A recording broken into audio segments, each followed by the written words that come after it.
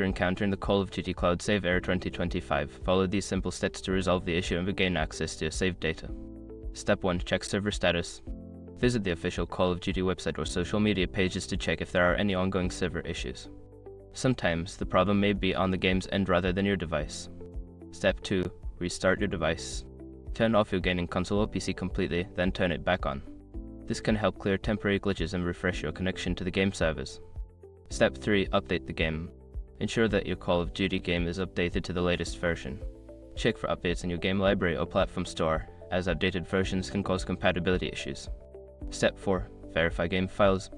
If you're playing on a PC, use the game launcher like Battle, NetOS Steam to verify the integrity of the game files.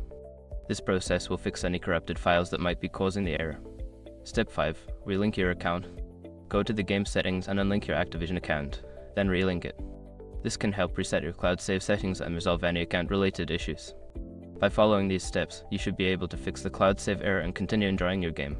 If the problem persists, consider reaching out to customer support for further assistance.